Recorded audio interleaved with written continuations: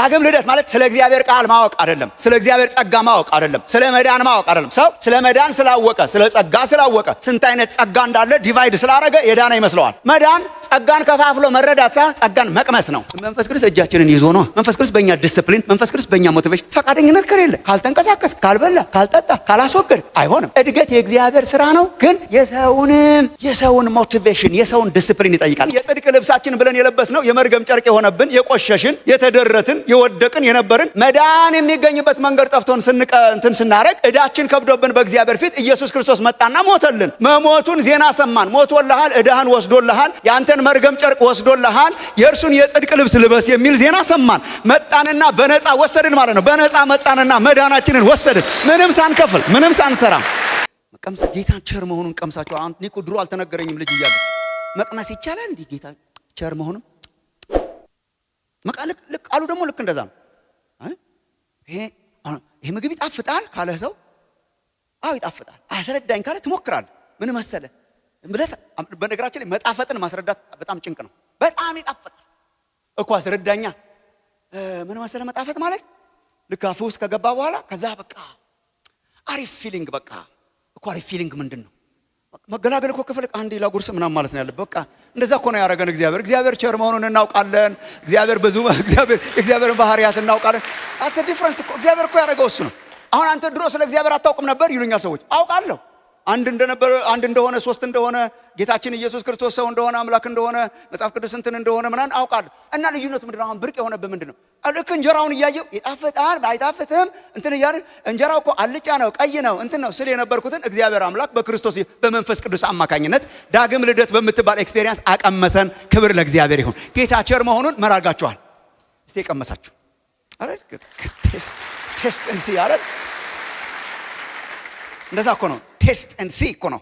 ቅመሱ እዩ እንደተባለ አቀመሱ። ዳግም ልደትን ዳግመኛ የተወለዳችሁት ከማይጠፋ ዘር ነው። ዳግም ልደት የጌታን ቸርነት ቀምሳችኋል። ጌታ ቸር መሆኑን ቀምሳችኋልና ዳግም ልደት ለን ለመዳን በእርሱ እንድታድጉ ይላል። ደግሞ አገን ዳግም ልደትን መዳን የሚለው ደግሞ ዳግም ልደትን ነው። እና ዳግመኛ ተወልዳችኋል ይለና መዳን ይለውና ተመልከቱ። ለመዳን በእርሱ እደጉ ይላል። ለመዳን በእርሱ እደጉ የሚለው አዲሱ መደበኛ ትርጉም ላይ ታችሁት እንደሆነ በመዳናችሁ እደጉ ነው። በመዳናችሁ እደጉ። ለዚህ ነው እኔ በጣም መዳንና ማደግን አንድ ሳንቲም ሁለት ገጽታ አድርጌ የምመለከተው። ለዚህ ነው መጽሐፍ ቅዱስ የሚያስተምረን መዳን ሌላ ማደግ ሌላ አድርጎ ሳይሆን በመዳናችሁ ምን አድርጉ? እደጉ። አንድ ናቸው። በመዳናችሁ እደጉ። ያደገ ሰው ያድጋል። በምኑ? በመዳኑ። ያደገ ሰው እንደ ኦፕሽን ድኛለው፣ የዳነ ሰው ድኛለው ባላድግስ አይልም። ድኛለው ባላድግስ። አንዳንድ ሰዎች ታገኛላችሁ ቸርች ሄዳለው፣ ባይብልም አነባለው፣ ጌታን ተቀብያለው፣ ድኛለው፣ ግን I'm not one of those የሚሉ አጋጥሟቸው እንደነሱ ግን አይደለሁም ይላሉ። እንደነ ከወድ ከሚያደርጉት አይደለሁም ይላሉ። እንደዚህ ሆኖ ነው መንግስተ ሰማይ በርጋ መሄድ የሚፈልጉት። የሚመስላቸው ምንድነው? በቃ እንትን አድርገ ጋራንቲ ያለች ቲክ ያረግናት። ጌታን ተቀብለሃል፣ ቲክ። እጅን ዘርግተሃል፣ ቲክ። ተጠምቀሃል፣ ቲክ። ቸርች ትመጣለህ፣ ቲክ አርገን ከዛ በቃ ጥጋችንን ይዘን ከዛ በኋላ እንደምንም ብለን እኔ እንደምንም ብለን የሚለው ቃል በጣም ደስ አይልም ራሱ። እንደምንም ብለን ከእሳት ካመለጠን በቃ እና ማካበድም አንፈልግም፣ ዓለማዊ መሆንም አንፈልግም። መጽሐፍ ቅዱስ እሱን ያስተምራል። ድነሃል። ያ የዳነ ሰው ምን ይሆናል? በመዳን ያድጋል። ለካ ወንድሞች እናቶቼ መዳን የሚያድግ ነው። መዳን የሚጨምር ነው። መዳን የሚበስል ነው። እሱ ነው መንፈሳዊ ብስለት ማለት። መንፈሳዊ ብስለት ምንድን ነው? አንድ ሰው ጌታ ኢየሱስን ተቀብሎ ባገኘው መዳን ኢን ፕሮሰስ ኢየሱስ ክርስቶስን እየመሰለ የሚመጣበት መንገድ ነው። የዳነ ሰው አንድ ጌታ ኢየሱስን የተቀበለ ሰው ከጊዜ ወደ ጊዜ ኢየሱስን እየመሰለ የሚመጣበትን ሂደት ነው ብስለት የምንለው። ሰው በጌታ ሲሆን ጌታን ተቀብሎ ዳግም ሲወለድ ምን ሆኖ ነው? ሕፃን ሆኖ ነው። ከዛ ምን ወደ መሆን ያድጋል? ልክ ኢየሱስን እየመሰለ ያድጋል። ልክ አሁን ያው የመብሰላችን መለኪያው ኢየሱስ ነው። መጽሐፉን አንብቡ። በተደጋጋሚ የእርሱን መልክ እንድንመስል ልጁን እንዲመስሉ እርሱን እንድንመስል የልጁን መልክ እንዲመስሉ በጣም አዲስ ኪዳን በጣም ሪፒትድ ነው። የዳኑቱ የልጁን መልክ እየመሰሉ መምጣት ነው። ኢየሱስን ሰው እየመሰለ ሲመጣ ምን ይባላል? በሰለ ይባላል። እየበሰለ ይመጣል። ለዚህ ነው ማለቂያ የሌለው። ኢየሱስን እየመሰሉ መምጣት ማለቂያ ስለሌለው እየበሰሉ መምጣት ማለቂያ የለውም። አክቹአሊ መምሰል ነው። መብሰል ማለት መምሰል ነው። ማንን መምሰል? ኢየሱስን መምሰል ነው። እየመሰሉ መምጣት። ልጆቻቸው አሁን ማደጋቸውን አንዳንድ ጊዜ አባታቸው ጋር ጠጋ እያሉ እንደሚለኩት ማለት ነው። እስር ናቸው ግን ጠጋ ከዛ ጠጋ ይሉና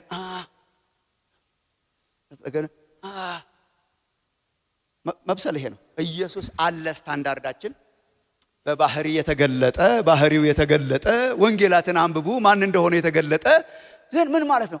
ጠዋት እየነቃን በትህትናው በቸክርነቱ በደግን በነገራችን ላይ እኛ ይሄን እንኳን እናንተ ታውቃላችሁ። እኛ ኢየሱስን ለመሆን አልተጠራንም። ኢየሱስን ለመምሰል ነው። አረ መምሰል ራሱ ሲበዛብን ነበር። ተመስገን ነው፣ በጸጋ ነው።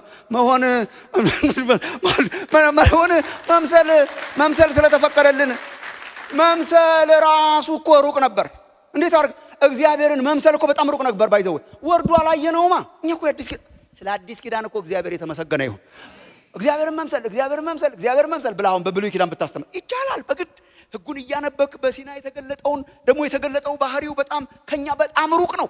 አምላካችን የሚያጠፋው የሚባላው እሳት አይነት ያ በክብር እረሱ አይናገረን የሚያሰኘው ገጽታውን የተገለጠውና እኔ እንድመስለው በእኔ መልክ ምናምን ስነ አዲስ ኪዳን መጣና ይሄው አለ ሰው ምን ይመስላል? ይሄው የአዳግም የተወለደ ሰው ምን ይመስላል? ይሄው ባህሪው ምን ይመስላል? ይሄው እንድንመስለው መጣልን። እንድንመስለው እንድንለካ ባህሪውን እንድንኮርጅ ኢየሱስን እየመሰለን እንድንኖር ኢየሱስ ክርስቶስ ሰው ሆነ። ክብር ለእግዚአብሔር ይሁን። መንፈሳዊ ብስለት ማለት ነው ዳግም የተወለደው ሰው ኢየሱስን እየመሰለ መዳንን ስታስቡ ምን ማለት ነው? መዳን በሰው ህይወት ውስጥ ይሄ ሪፒትድሊ የማስተምረው ነገር ነው። ቢኮዝ እኔ አዲስ ኪዳን ውስጥ በደንብ ስለማገኘው ነው። ጥሬም እንደዛ ነው የሚያስተምረው አውቃለሁ። መዳን አንድ ነው። መዳኖች አይልም። ለምሳሌ መጽሐፍ ቅዱስ መዳን ስንት ነው? ተናገሯ በደንብ ስንት ነው? አሁን መጽሐፍ ቅዱስ የሚያወራው መዳን አንድ ነው። ድነሃል። መዳን አንድ ጊዜ ለቅዱሳን የተሰጠ መዳን ምንድን ነው? መዳን ኢትስ ሳልቬሽን። there is no salvations የለም። መዳኖች የለም።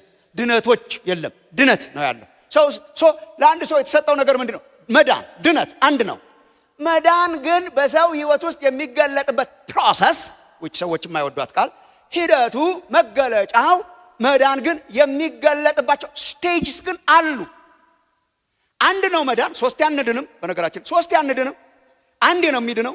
አንዴ የዳነው ሰው ግን በክርስቶስ ያገኘው መዳን በህይወቱ የሚገለጥባቸው ፌዝስ አሉ፣ ደረጃዎች አሉ።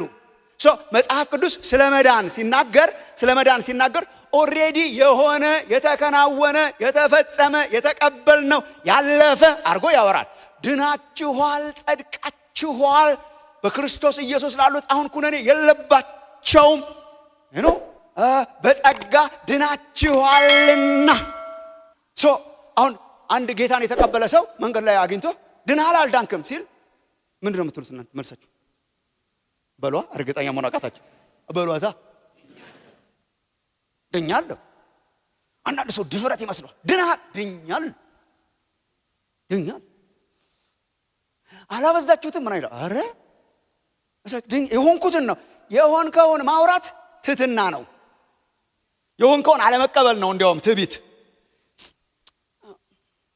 እኔ እንደው ድኛለሁ ብሎ ለመናገር የሚከብደኝ ጎስቋላና አሁን ይሄ ትህትና አይመስል። ይሄ እኮ ትህትና አይደለም። this is not humility. false humility ነው ይሄ። ለምን መሰላችሁ? መዳናችን በእኛ ማንነት ላይ ቢመሰረት ኖሮ እስቲ እያሰብኩበት ነው እንግዲህ እኔ መሰለ ሰው በእኛ ቢመሰረት እኛ ዳኑ ራሳችሁ በስራችሁ አልተባለን። ስራውን ውሰዱና ዳኑ። እኛ ምስኪኖች ልብስ የሌለን ልብሳችን የጽድቅ ልብሳችን ብለን የለበስነው የመርገም ጨርቅ የሆነብን የቆሸሽን የተደረትን የወደቅን የነበርን መዳን የሚገኝበት መንገድ ጠፍቶን እንትን ስናረግ እዳችን ከብዶብን በእግዚአብሔር ፊት ኢየሱስ ክርስቶስ መጣና ሞተልን። መሞቱን ዜና ሰማን። ሞቶልሃል፣ እዳህን ወስዶልሃል፣ ያንተን መርገም ጨርቅ ወስዶልሃል፣ የእርሱን የጽድቅ ልብስ ልበስ የሚል ዜና ሰማን። መጣንና በነፃ ወሰድን ማለት ነው። በነፃ መጣንና መዳናችንን ወሰድን፣ ምንም ሳንከፍል፣ ምንም ሳንሰራ። እዚህ ነው ወገኖቼ፣ ምንም ሳንሰራ። ይሄ ምን ይባላል? ጽድቅ። አንድ ኃጢአተኛ ከቆሻሻና ከኃጢአት መጥቶ ለመዳን ምን ላርግ ሲል በክርስቶስ ኢየሱስ እመን። በቃ ልውሰድ፣ ውሰድ ሲል ወሰድኩ ሲል ምን ሆኗል? ዳነ። የዚህ ሰው ስታተስ ምን ሆነ? ተቀየረ። ምን ይባላል? ይሄ ጽድቅ ይባላል። ይሄን ማወቅ አለባቸው ወገኖች። ጽድቅ የመዳን በአንድ ሰው ህይወት ውስጥ ጅማሬው ፌዝ የተፈጸመው የተከናወነው የተቀበለው ምን ይባላል? ጽድቅ ራይቸስነስ ይባላል። ጽድቅ ምንድን ነው? ጽድቅ ማለት ኃጢአተኛ የነበረው ሰውዬ ስታተሱ ተቀየረ ማለት ነው። የስታተስ ጉዳይ ነው። ባይዘው ወይ በነገራችን ላይ የስታተስ ጉዳይ ነው። ጽድቅ በነገራችን ጽድቅ የሰውየው ባህሪ እየታየ የሚሻሻል ነገር አይደለም። የሰውየውን ባህሪም አይገልጽም። ጽድቅ ያለው እያልክ እንዴት እንደዚህ ትኖራለህ የሚሉ ሰዎች አሉ። ጽድቅ ያለው ማለት እኮ በቃ ጽድቅ ያለው የባህሪ ለውጤን አይቶ ሳይሆን እግዚአብሔር የሰጠኝ በቃ ዝም ብሎ ሰጠኝ እና ሰውየው ባህሪው ሳይለወጥ ወንጀለኛ ነበርኩ መጣና ከወንጀል ነፃ ነህ መባል ምን ማለት ነው? አሁን እስረኛው ፍርድ ቤት ቀረበ። ከወንጀል ነፃ ነው ይለቀቅ ሲባል ምን ይባላል? ጸደቅ። ወጥቶ ስለሚሰራው ስራ በኋላ እናወራለን። አሁን ግን መጀመሪያ ደረጃ አሁን ነፃ ሆኗል። ወክ አውት ማድረግ ይችላል። አሁን ወክ አውት ማድረግ ይችላል። ማንም ወታደር አንቆ ሊይዘው አይችልም። በክርስቶስ ኢየሱስ ላሉት ኩነኔ የለባቸውም። ከሳሻችንን አስወግዶታል። ምን ይባላል? ይሄ ጽድቅ። ህይወት የዘላለም ህይወት የሚጀምርባት ስቴጅ ጽድቅ ናት። ጽድቅን መቀበል ነው። ጽድቅን መቀበል የአንድ ጊዜ ናት። ደግሞ በነገራችን ላይ የአንድ ጊዜ ናት ማለት አሁን ለምሳሌ ሰው እየጸደቀ አይመጣም። እየጸደቅኩ ነው አይባልም። ቃሉ ራሱ አይሰራም። ጽድቅ ያለው ወይ አልጸደቅኩም ነው። ባይዘው ኮንቲኒየስ የለውም። ይሄ እኮ ማለት ነው ዳኛው አሁንም እየፈረደ ነፃ እየፈረደ ስራ አጥቷል እንዴ? እሱ አንዴ ነው የለቀቀን። በቃ ልጁን አይቶ አንዴ የለቀቀን ማለት ሂሳብ ነበረብን። በሬስቶራንት የሚገባችሁ ምናልባት ሂሳብ ነበረብን፣ ልንከፍለው አንችልም ነበር። ከአቅማችን በላይ በልተን ጠጥተን ምን አድርገን ቢሉ እንትኑን ሳናይ የኃጢአት ደሞዝ ሞት ነው የሚለውን እንትን ሳናይ በልተን ጠጥተን ምናምን አድርገን እንከፍላለን ብለን እስቲ ልሞክር ትንሽ ጾሜ ትንሽ መጽውቼ ምናምን ስንል ከመጾምና ከመመጽወት በላይ ነው፣ ሊያላቅቀን አልቻለም። ምን ይሻላል? አንዳንድ ሰዎች ገላግሏቸው ሄደው አቁም ሬስቶራንት አስተናጋጆች መጣ ወንድሜ ይቅርታ ተከፍሏል ካሉ አለቀ በቃ እኮ ተከፍሏል ካሉ ጥበቃው ማያስቆምህም እንትን እኔ ከኪሴ አልከፈልኩም ከኪሳችን አልከፈልንም። እሱ ነው ወገኖች። ያው አሁን ለምሳሌ ከፍለሃል ስትለኝ ከፍያለሁ። ከኪስ ውስጥ አልገባሁም። ብር ስታወጣ አላየኝም። ከፍሏል ከፍያለሁ ነው የምትለው። ተከፍሏል ከፍያለሁ። እስ ላይ ኪሴን ጆስ ማስገባት የለብኝም፣ መጣጣር የለብኝም። ሳምባዲ ያልስ ከከፈለልኝ ከፍያለሁ። የኔን ሂሳብ ነው የከፈለው። ኢየሱስ መጥቶ ሲሞት ዕቃ ጨዋታ እየተጫወተ አይደለም። መስቀል ላይ ምን እያደረገ ነው? እዳዬን ተሸክሞ ቢሌን ተሸክሞ ሞቴን ተሸክሞ በመስቀል ላይ ሞተ። we're free። ያ የመስቀል ስራ በህይወታችን አፕላይድ ሲሆን ወንጌል ስንሰማ ነፃ ስንሆን ኃጢአታችን ፎርጊቭ ሲደረግ ጸደቀ። ችግኝ እንኳን አንዴ ነው የሚጸድቀው። እንኳን እኛ ችግኝ እኮ እየጸደቀ ነው። ካልጸደቀ ጠውልጓል፣ ከጸደቀ ጸደቀ ነው። it's a past tense። ከዛ በኋላ እያደገ ነው እንጂ እያደገ ነው ይሰራል። እንትን እያደረገ ነው ይሰራል። እየጸደቀ ነው ግን አይሰራም። አንዳንድ ሰው እንደዛ ይመስለዋል። ወይ ደግሞ ስለ ጽድቅ ስናወራ የወደፊትም አይደለም። ባይዘው ወይ የወደፊት አይደለም። አንዳንድ ሰው ጽድቅ የወደፊት ይመስላል። ጽድቅን ለማግኘት እየኖርኩ ነው ይላል። እንዴ ጽድቅ እኮ ወደፊት የምታገኘው እኮ አይደለም። ጽድቅ አሁን ነው። ለዚህ እኮ ነው በሸክላ ድሮ ጽድቅና ኩነኔ ቢኖርም ባይኖርም ምናምን ነው። ጽድቅና ኩነኔ አሁን ነው። ቢኖርም ባይኖርም አሁን ነው። የመዳን ሰዓት አሁን ነው የሚለው ጽድቅን በተመለከተ ነው። እሺ አሁን ነው ማለት እስቲ እንግዲህ እጸድቅ ይሆናል አይባልም። እጸድቃለሁ አልጸድቅም አይባልም። ጸድቄያለሁ አልጸደቅኩም ነው። it's a past tense። በአንዴ ሰው ክርስቶስ ኢየሱስን ሲቀበል ሙሴ በምድረ በዳ እባብን እንደሰቀለ ትዝ ይላችኋል። ለኒቆዲሞስ የነገረው ለሃይማኖተኛው ያው ሙሴ በምድረ በዳ እባብን እንደሰቀለ እባብ የነደፈው በእባብ መርዝ እየሞተ ያለ ሁሉ አይቶት እባብን ሰቅሎ በናስ አይቶ ያየ ሁሉ እንደዳነ አሁን ለመጽደቅ አንድ ነገር ብቻ ነው። አይተህ ትጸድቃለህ። ክርስቶስን አይተህ እሱን ተቀብለህ ትጸድቃለህ። ጽድቅ ይባላል እሱ። ድኛለሁ የምንልበት ሴንስ ምንድነው? ጽድቅ ያለው ነው። እሱ ምን ይባላል? መዳን። ለዚህ ነው ድነናል የምንለው። ድነናል የምንለው when comes to righteousness የክርስቶስን ጽድቅ ተቀብላ ድነናል። አሁን ብንሞት የት እንደምንሄድ እናውቀዋለን። የዘላለም ሕይወት እንዳላችሁ ታውቁ ዘንድ የሚለው ለዚህ ነው። ታውቁ ዘንድ በእኔ ሥራ አልተመሰረተማ። በእኔ ሥራ ከተመሰረተ እየሞከርኩ ነው። ሂት ላረገው ልመታው እችላለሁ፣ ልስተው እችላለሁ። እንደ ኢላማ እየሞከርኩ ጽድቅን ላገኘው እችላለሁ፣ ላላገኘው። አይ በእኔ ሥራ አልተመሰረተም። ጌታ ኢየሱስን ተቀብለሃል? አዎ። ስቲል ደካማ ሰው ነኝ። ኢትስ ፋይን። ስቲል እኮ ኃጢአት በሕይወት ያለ ኢትስ ፋይን። የእኛን ቆጥሮ ሳይሆን የልጁን ጽድቅ ቆጥሮ ያጸደቀን አምላክ የተባረከ ይሁን። ሶ ታትስ ራይቸስነስ ጽድቅ ነው። ይሄ መዳን ነው። ኢትስ ፓስት ኢትስ ዳን። አንድ ክርስቲያን ግን እዚህ ጋር ካቆመ ጥሩ አይደለም። እዚህ ጋር ካቆመ ጥሩ አይደለም። ለዚህ ነው ከልጅነት መላቀቅ ያለብን። እዚህ ጋር ካቆመ ጥሩ አይደለም። መጽሐፍ ቅዱስ መዳንን የሆነ የተከናወነ ያረጋውና ለምሳሌ ኢፍ ዩ ላይክ ደግሞ የሚመጣ ደግሞ ያረጋዋል፣ የወደፊት ያረጋዋል።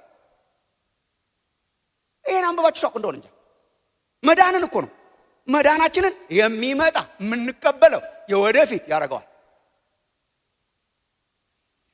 ሮሜ ምዕራፍ 13 ካመነበት ጊዜ ይልቅ ምናችን ተናገሯታ በጣም እንድትሏት ስለምፈልግ እኮ ነው። ካመንበት ጊዜ ይልቅ ምናችን መዳናችን ዛሬ ወደኛ ምን አድርጓል ይላል ቀርቧል። ደግሞ ሮሜ መሆኑ አይገርማችሁም? መጽሐፍ ሮሜ ጸድቃችኋል፣ አብቅቷል፣ ተፈጽሟል፣ ልጅ በልጁ በክርስቶስ ድናችኋል ሲል ቆይቶ በነገራችን ላይ ካመንበት ጊዜ ይልቅ መዳናችን ደግሞ ቀርቧል ይላል። እሺ ምናልባት አንደኛ ጴጥሮስ ገልጣችሁ ስለሆነ እዛ ላይ ላሳያችሁ። ተመልከቱ። አንደኛ ጴጥሮስ አሁን ለምሳሌ እስቲ ተመልከቱ ምዕራፍ 1 ላይ it's a beautiful picture። ተመልከቱ ምዕራፍ 1 ላይ ቁጥር 3 ኢየሱስ ክርስቶስ ከሙታን በመነሳቱ ለሕያው ተስፋና ለማይጠፋ እድፈትም ለሌለበት ለማያልፍም ርስት እንደ ምሕረቱ ብዛት ሁለተኛ የወለደን የጌታችን የኢየሱስ ክርስቶስ አምላክና አባት ይባረክ ይላል። ሁለተኛ ምን ያረጋል? የሚወልደን ሳይሆን ምን ያረጋል? የወለደን ጽድቅ። ሁለተኛ የወለደን የጌታችን የኢየሱስ ክርስቶስ አምላክና አባት ይባረክ። ይህም ርስት በመጨረሻው ዘመን እንዲገለጥ ዘንድ ለተዘጋጀ መዳን ዋት ዳግመኛ ተወልዳችኋል ብሎ በመጨረሻው ዘመን ይገለጥ ዘንድ ለተዘጋጀ መዳን በእምነት በእግዚአብሔር ኃይል ለተጠበቃችሁ ለእናንተ በሰማይ ቀርቶላችኋል ይላል። ዳግመኛ ተወልዳችኋል፣ ግን የተዘጋጀ መዳን ደግሞ በሰማይ ቀርቶላችኋል ይላል። ድኛለሁ፣ ግን የተዘጋጀ መዳን ደግሞ ይጠብቀኛል። ልክ ነው። አሁን ድኛለሁ፣ አሁን ጸድቄያለሁ፣ ብሞት የት እንደሚሄድ አውቀዋለሁ፣ የእግዚአብሔር ልጅ ሆኛለሁ፣ ግን ኮምፕሊትድ አልሆንኩም። ኮምፕሊትድ ስቲል ትግል አለ፣ ከኃጢአት ጋር ትግል አለ፣ ከአሮጌው ባህሪ ጋር ትግል አለ። ተሰርጠን የምንጠናቀቅበት ዘመን ደግሞ ይመጣል። እሱ የመዳን ፊውቸር ነው። የመጽሐፍ ቅዱስ አስተማሪዎች ክብረት ይሉታል፣ ግሎሪፊኬሽን ይሉታል፣ ቱ ቢ ግሎሪፋይ ይሉታል። ጸድቄያለሁ እከብራለሁ ነው ፒክቸር። ጸድቄያለሁ እከብራለሁ። በዚህ ስንቶቻችሁ ታምናላችሁ? እሺ ላስብላችሁ ስለሆነ እኮ ነው የጸደቃችሁ። እስቲ እከብራለሁ ብላችሁ ደግሞ የምታስቡ በሌላ አገላለጽ ከፈለጋችሁ ከብር ያለው እከብራለሁ እኮ ነው። ኢን ዋን ሴንስ ከብር ያለው ግን እከብራለሁ ግን አላለቀም ማለት ነው። አላለቀም። እንዲያው መጽሐፍ ቅዱስ እኮ አሁን የምንለማመደውን መዳን እንደ ቀብድ እንደሚያስተምረን ልብ ብላችኋል። ላስት ዊክም ስናገር ነበር እኔ እንደ ቀብድ ሊትራሊ እንደ ቀብድ። ኤፌሶን ምዕራፍ 1 ላይ ዓለም ሳይፈጠር በፊቱ ቅዱሳንና ነውር የሌለን እንሆን ዘንድ በክርስቶስ መረጠን የሚለው ማለት ነው። በክርስቶስ መረጠን አዳነን ምናምን ይልና ከዛ እኛ ደግሞ አስቀድመን የተመረጥነው ርስትን ተቀበልን ይላል። ምንን ተቀበልን? ርስትን ተቀበልን ይልና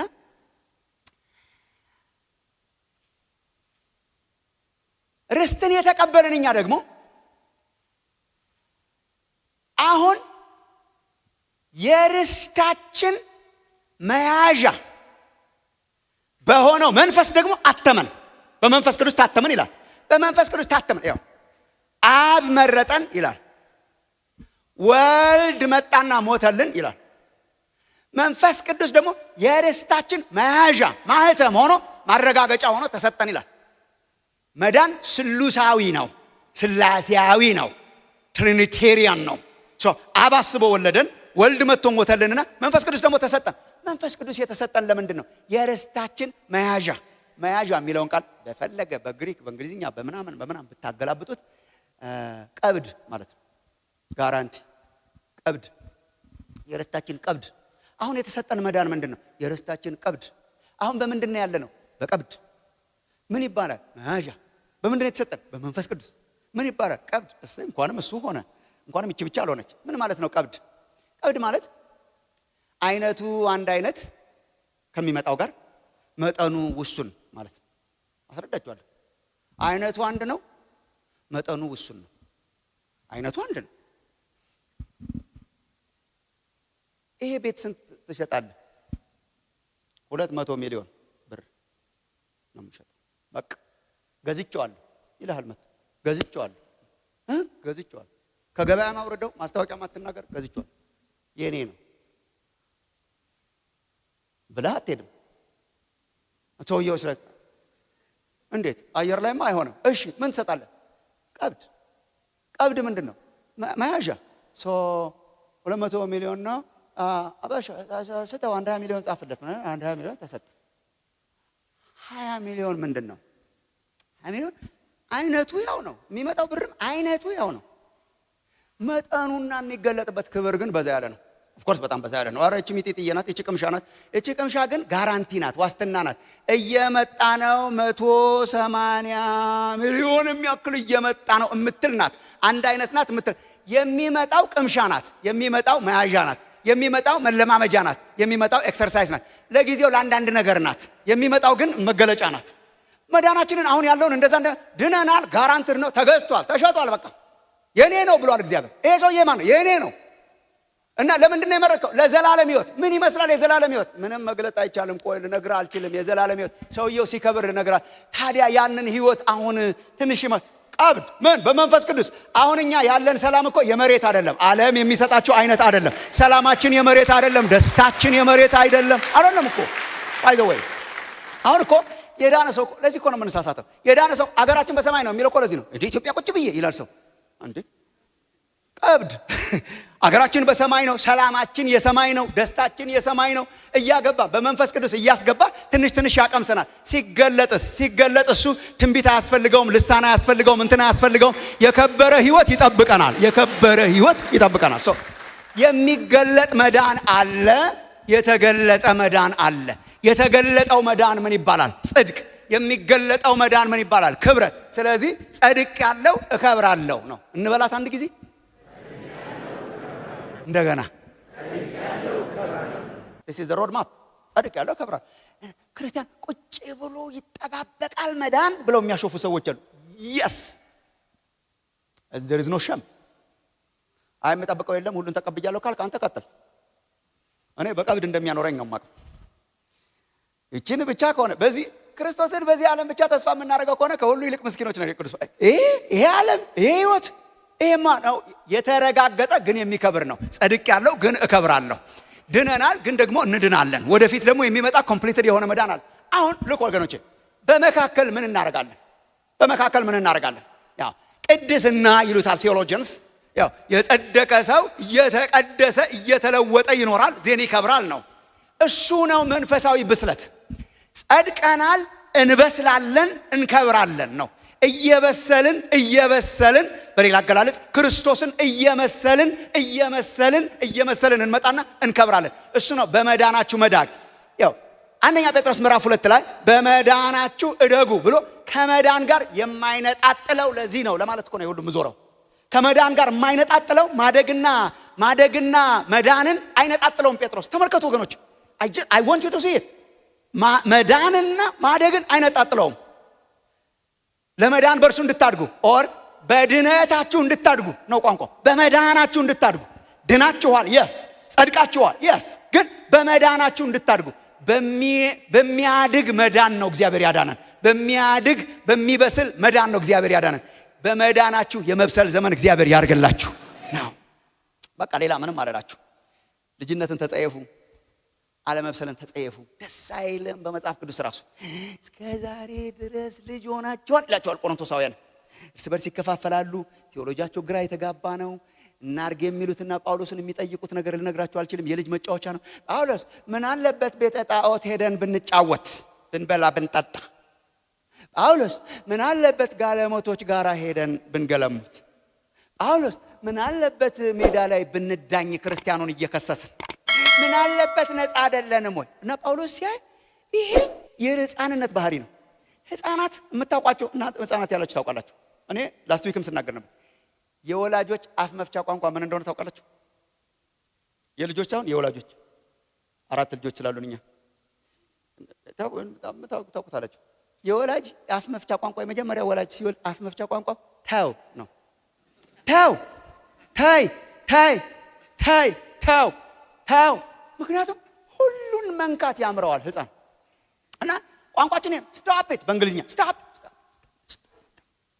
እንትኑን ማዘራ አፈር መብላት ይፈልጋሉ።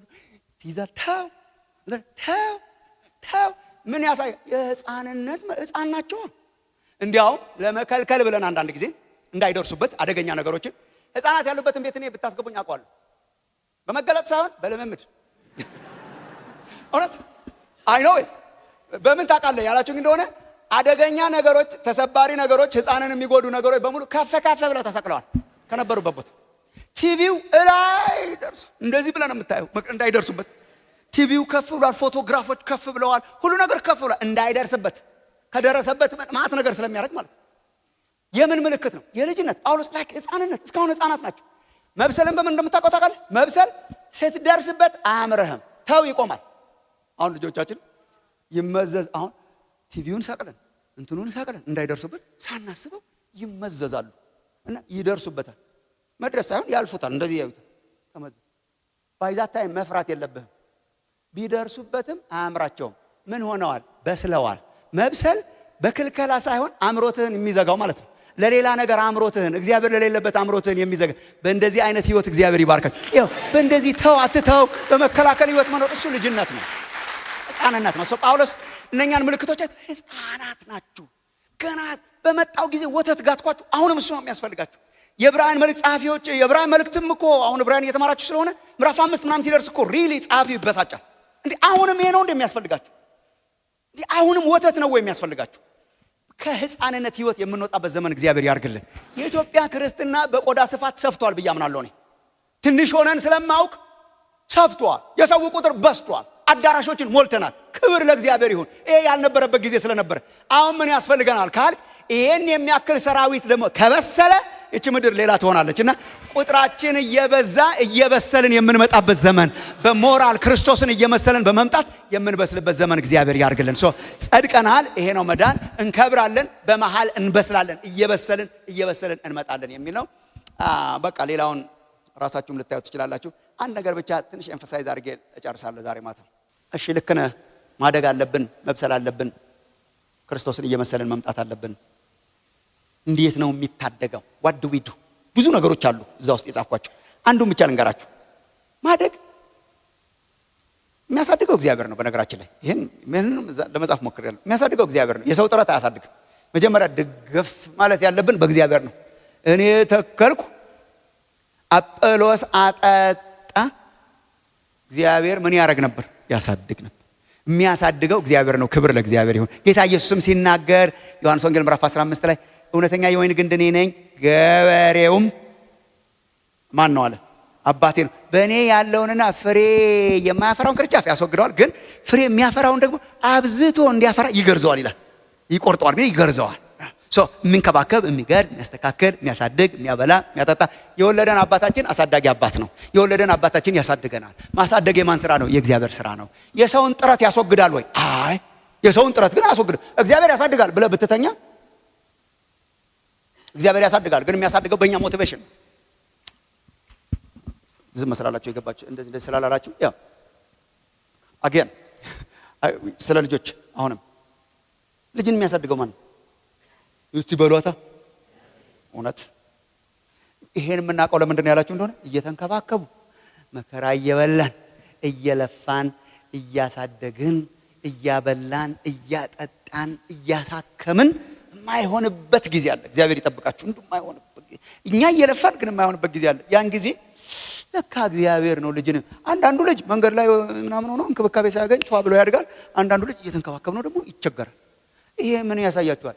ማደግ ተአምር ነው። ማን ነው የሚያደርገው? እግዚአብሔር ነው። እዴ ነው እንዴ ቢላውን አዲስ ወላጅ እግዚአብሔር ነው የሚያሳድገው። በቃ ብሎ ባለቤቱን በቃ እንብላን ጠጣኛ ደስ ይበለን በቃ እግዚአብሔር ነው የሚያሳድገው። ይሄ ነው እግዚአብሔር ነው። አይ እግዚአብሔር እኮ የሰውን ዲሲፕሊን አስወጋጅ አምላክ አይደለም። ይሄማ ምትሃት እኮ ነው። በጣም ብዙ ጴንጤ ምትሃታዊ አሰራር ይወዳል። ከፕሮሰስ ይወጣ ሂደት የሌለው ድንገት አሁን የሆነ ነገር ቢሆን እልል አትሉም? ጉባኤው ራሱ የሚደምቀው ድንገት ሳምቲንግ ሲሆን፣ ግን እኮ እግዚአብሔር ሲሰራ ሁሉ ድንገት እኮ መሆን የለበትም። ድንገት የሚያደርጋቸው ጣልቃ ገብነቶች አሉ። ግን ማለት እግዚአብሔር እኮ አሁን እየሰራ ነው። ለምሳሌ አሁን እኮ እግዚአብሔር እየሰራ ነው። ለምሳሌ አሁን እኮ ጌታ እየሰራ ነው። ሃሌሉያ ለማለት ትንፋሻችንን አቆሞ ከአንድ ሰዓት በኋላ እንደገና ማምጣት የለበትም። አሁን ትንፋሻችን ቆሞ ሞተን ከዛ ብድግ ብንል ጌታ ሰራ። አሁንስ እየሰራ አይደል? አሁን ሙታን እኮ ነን። ኦልሞስት ስታየው ህይወታችን እኮ አፍንጫችን ውስጥ ያለ ነው። የሆነ ነገር እያደረገ ውስጣችን ተኝተን እንኳን እየሰራ እግዚአብሔር የፕሮሰስ አምላክ። ያው ስለ መንፈስ ቅዱስ ሲናገር አሁን እዚህ ማስቸላችኋለሁ። አንድ ጊዜ አስታውሳለሁ። የዘሩባቤል እጆች ናቸው ይሄንን መሰረት የመሰረቱት። የዘሩባቤል እጆች መደምደሚያውን ድንጋይ ያወጣሉ የሚለው ጥቅስ እኮ ያለው በመንፈስ እንጂ በኃይልና በብርታት አይደለም የሚለው ጥቅስ ነው። በመንፈስ እንጂ በኃይልና በብርታት አይደለም ሲል እጅ አያስፈልግም ይመስላል። ወረድ ብሎ ደግሞ የዘሩባቤል እጆች ጀመሩ ይደመድማሉ። በመንፈስ ቅዱስ ብሎ የለም ወይ? አዎ። እጅ ታዲያ ምን አመጣው? በመንፈስ ቅዱስ በእጅ ነው። መንፈስ ቅዱስ እጃችንን ይዞ ነው። መንፈስ ቅዱስ በእኛ ዲስፕሊን፣ መንፈስ ቅዱስ በእኛ ሞቲቬሽን፣ ፈቃደኝነት ከሌለ፣ ካልተንቀሳቀስ፣ ካልበላ፣ ካልጠጣ፣ ካላስወገድ አይሆንም። እድገት የእግዚአብሔር ስራ ነው። ግን የሰውን ሞቲቬሽን፣ የሰውን ዲስፕሊን ይጠይቃልና አንዱ ዲስፕሊን ለእናንተ ትችላችሁ የሚሄደው እዛም በደንብ የጠቀስኩት እድገት የእድገት እንቅፋቶችን ማስወገድ ይጠይቃል። እንቅፋት ማስወገድ፣ እንቅፋትን መጥረግ፣ እንቅፋትን መጥላት። ወይ እንቅፋትን መጥላት። ይሄው አንደኛ ጴጥሮስ ምዕራፍ 2 ቁጥር 1 እንግዲህ ለመዳን በእርሱ እንድታድጉ በመዳናችሁ እንድታድጉ እሺ ክፋትን ሁሉ፣ ተንኮልን ሁሉ፣ ግብዝነትን፣ ቅናትን፣ ሐሜትን ሁሉ ምን አድርጉ ይላል? አስወግዱ። እደጉ የሚለው ቃል የሚጀምረው ካስወግዱ ነው። አክቹአሊ ማስወገድ ካለ ነገር ናቹራሊ ያድጋል። ብቻ አንሳለት፣ አንዳንዱን አረም አንሳለት፣ አንዳንዱን ነገር አንሳለት፣ አንዳንዱን ነገር ባነሳለት ቁጥር ያድጋል። ሁሉን ነገር እየበሉ እየጠጡ ማደግ አይቻልም። ሁሉን ነገር እያደረጉ ማደግ አይቻልም። ምን ይጠይቃል? ማስወገድ። የእድገት እንቅፋቶችን ማስወገድ፣ መጥረግ ምናምን ያስፈልጋል። በዚህ ዘመን እኔ ክፋትን፣ ተንኮልን፣ ግብዝነትን፣ ጥላቻን ምናምንን ያለባቸውን አካባቢዎች ማራቅ ያስፈልጋል። in order to grow ማራቅ ያርግላችሁ እግዚአብሔር። አሁን ምን መሰላችሁ? ራቁ፣ ከዝሙት ራቁ፣ ከርኩሰት ራቁ፣ ከግብዝነት ራቁ፣ ከክፋት ራቁ፣ ከተንኮል ራቁ ሲባል ድሮ ነው እኮ የኛ ዘመን። የእውነት መራቅ ይቻላል። ሮጠህ ነው የምትሄደው። ሮጠህ የሆነ ቦታ ትሄዳለህ። ክፋት እዛ አካባቢ አለ፣ ሮጠህ ትሄዳለህ። ተንኮል እዛ አካባቢ እየመጣ ነው፣ ሮጠህ ትሄዳለህ። ጥላቻ መጣ፣ ሮጠህ ትሄዳለህ። የትዕቢት መርዝ የሚዘራ ነገር መጣና ሮጠህ ትሄድና እቤት ሆነህ ትጸልያለህ። አሁን እኮ መሄጃ እንደሌለ አውቃችኋል። የኛ ጦርነት እኮ አድቫንስ ሆኗል።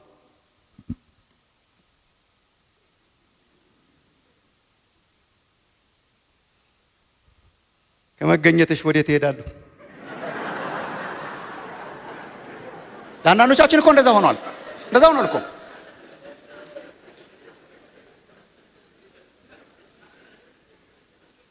ድሮ እየሮጥን ስንሸሻቸው የነበሩ ነገሮች በሙሉ መልክ አሳምረው ዘናጭ ሆነው እንግሊዝኛ እየተናገሩ አድቫንስመንት መስለው ቱቦ ናቸው ግን ቲዩብ ነኝ ብለው ቆሻሻ ነገር ሁሉ አጠራቅመው ቆሻሻውን ሳያሳዩ በመርዝ ነገር አድርገው ክፋትን፣ ተንኮልን፣ መርዝን፣ ጥላቻን፣ ትዕቢትን፣ ጭቅጭቅን ወለጥ አድርገው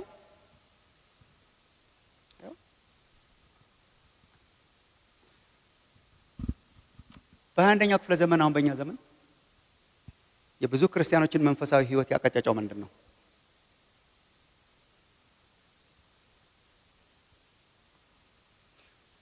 ሁሉን ሲያሰላስል ሁሉን ሲጠቀጥቅ የዋለ አእምሮ ክርስቶስን እየመሰለ ሊያድግ አይችልም።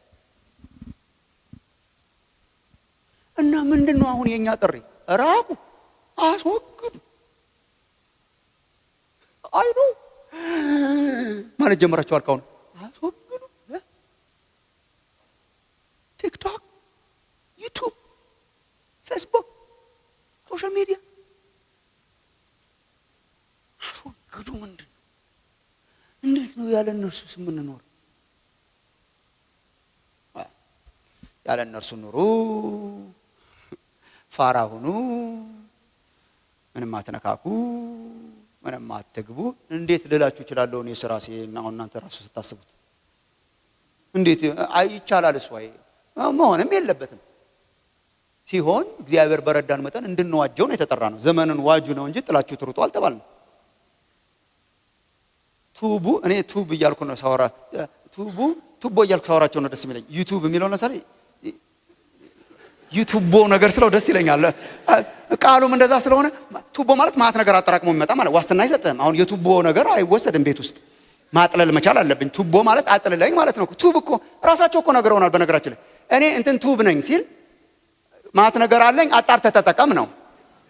እኔ አሁን ከነኚህ ነገሮች እግዚአብሔር ቢረዳን እኮ ጨለማው ላይ ብርሃን በጨመረን ቁጥር ለዚህ እኮ ነው አሁን ምናምን ወንጌል ምናምን እንደዚህ ወንጌል ትምህርት አሁን እኛ ኢኩዊፕ ሚዲያ ምናምን ያለን ስብከት መዝሙር ምናምን ለመጨመር የምንሞክረው ቱቦ ማት ነገር ይዟል። ቢያንስ ይሄን እያያዘ ደግሞ እያጠለለ ለሚበላው ጠሎ እንዲደርሰው እኮ እኛ እንደውም መሳተፍ ነው ያለብን፣ መግባት። ኦፍ ኮርስ አይ ኖ ዚስ አሁን ኢሜል ሳንጻጻፍ ቴክስት ሳንደራረግ ቲክቶክ ሳናይ ዜና ሳንሰማ ምናምን እንኑር እያልክ የከተማ ገዳማውያን እንሁን እያልክ ነው ወይ? አይደለም። እሱ አይደለም ጥሪው። ምንድነው ጥሪው?